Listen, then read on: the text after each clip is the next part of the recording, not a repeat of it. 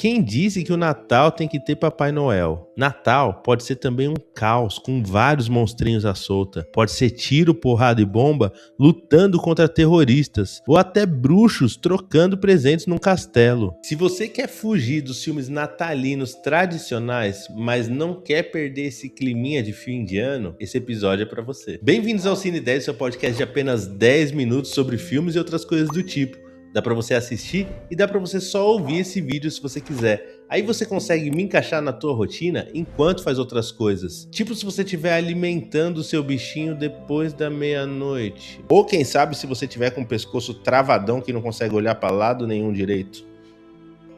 Ou até se você estiver fazendo um corte de cabelo bem diferente, não importa. O que importa é a gente bater esse papo hoje sobre filmes natalinos que não são exatamente de Natal. Que nome estranho.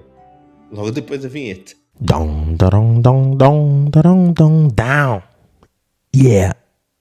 Pra ser bem sincero, tem poucos filmes com essa temática padrão de Natal que eu gosto de verdade assim, mas eu adoro esse clima ali de sentar com a família, estourar uma pipoquinha, tomando uma coquinha zero e ver um filme com essa vibe aí de festas de fim de ano. E se você, assim como eu, não curte tanto ficar vendo um monte de Papai Noel, um monte de lição de moral, essas coisas o tempo todo ano, esses filmes aqui são super natalinos e não vão te ensinar lição nenhuma de moral, isso eu te garanto. Começando com Gremlins, esse clássico dos anos 80, muito bom mesmo e que tem tudo a ver com o Natal. Esse cara recebe de presente do pai dele um bichinho super fofinho do caralho que não tem como você não se apaixonar. Mas esse bichinho vem com 3 regras básicas que tem que ser seguidas à risca. Nada de luz solar, nada de água e nada de dar comida depois da meia-noite. E aí o que acontece quando tem regras estipuladas num filme? Essas regras vão ser quebradas. Esse filme tem aquela vibe de filme de terror, só que sem dar medo, mas vou confessar que ele dá algum sustinho sim. Porque esses gremlins, quando saem pra cidade, começam a aprontar todas. Instaura o caos nessa cidadezinha pacata que não acontecia nada. Ele tem esse clima de aventura, ele tem a parte do humor, ele tem esse viés de terror, assim, que é muito bem construído mesmo. Se você nunca viu, é sua obrigação moral assistir Gremlins. Agora, se a cidade dos Gremlins era pacata, uma cidade que não é nada pacata é a do próximo filme. E essa cidade se chama Gotham City.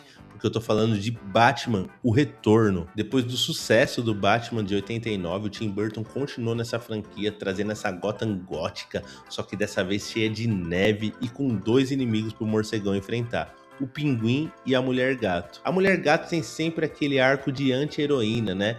Ela é uma vilã, mas ela também é um interesse amoroso do Batman. Já o Pinguim expressa um perigo mais real do que nunca, porque ele, além de ser um vilão, ele tá tentando a carreira política, ele tá tentando ser o prefeito de Gotham City. Esse filme aqui é muito bom, eu gosto tanto dele quanto do primeiro filme de 89, que tinha o Jack Nicholson como Coringa, só que eu acho que a Gotham desse segundo filme teve um upgrade em relação ao primeiro filme. Aqui a cidade é muito mais viva, ainda mais nesse clima natalino, ali com neve caindo o tempo todo. Tem várias cenas bem boas de batalha na cidade.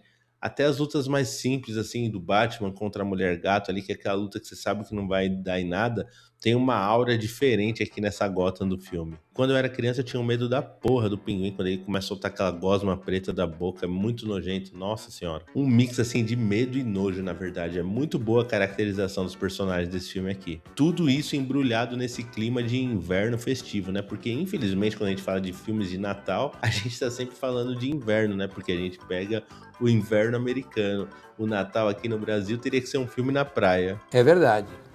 Quer dizer, às vezes não. Falando em cenário gótico, falando em Tim Burton, eu não podia deixar de trazer esse filmaço aqui que é Edward Mãos de Tesoura. Esse filme aqui envelheceu como vinho, ele é muito bom até hoje, é uma história clássica das clássicas assim. Essa vendedora vai lá naquela última casa que tem no bairro, que é uma casa super isolada, longe das outras, e lá ela descobre o Edward, que é como se fosse uma criação, como se fosse o monstro de Frankenstein do seu doutor que acabou falecendo. E o lance é que esse monstro, por assim dizer, estava incompleto, faltavam o quê? As mãos.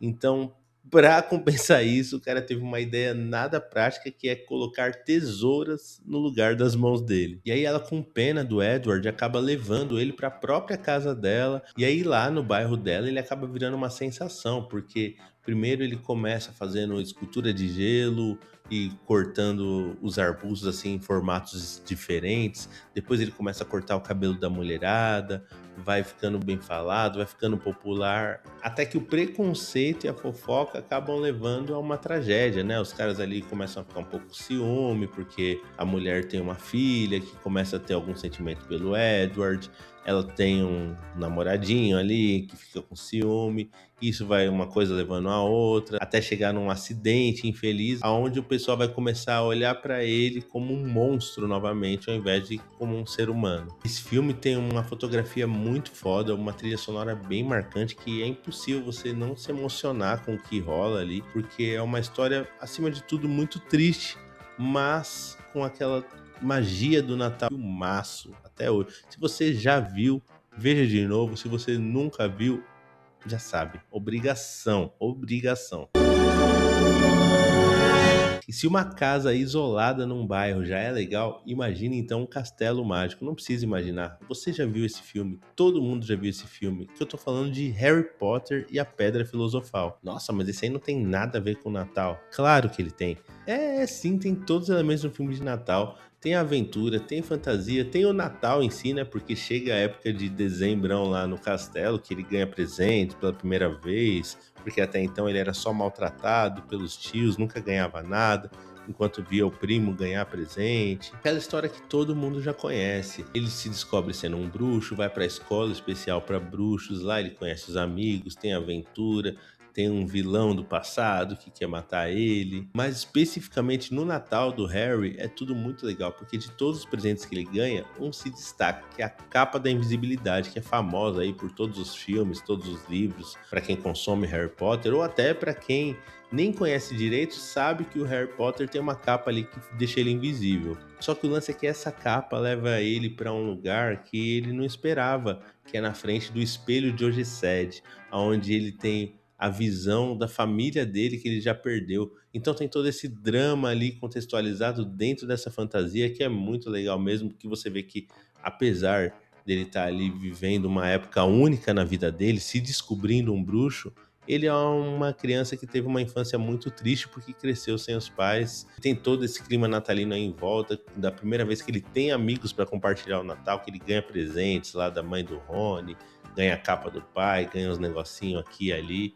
É bem legal mesmo esse momento de felicidade aí do primeiro filme. E pra fechar, voltando aí pra um negócio um pouco mais palpável na realidade, né? Sem magia, sem bruxaria, sem cara com mão de tesoura, Duro de Matar. Só que por coincidência, o inimigo do Bruce Willis nesse filme é justamente o professor Snape.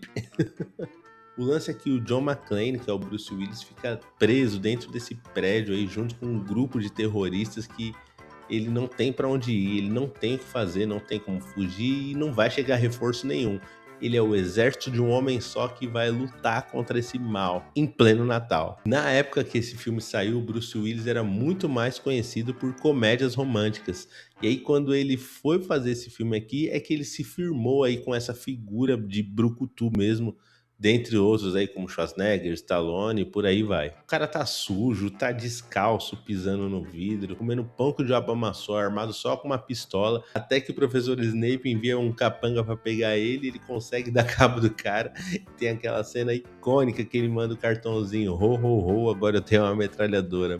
Bom demais, nossa. Esse é aquele tipo de filme que você fica ali agoniado, num bom sentido, na pontinha da cadeira, só esperando o que é que esse cara vai aprontar pra se livrar desses terroristas em pleno Natalzão. Bom pra caramba, nossa senhora. E você, qual desses clássicos natalinos que não tem Papai Noel mais combina com você?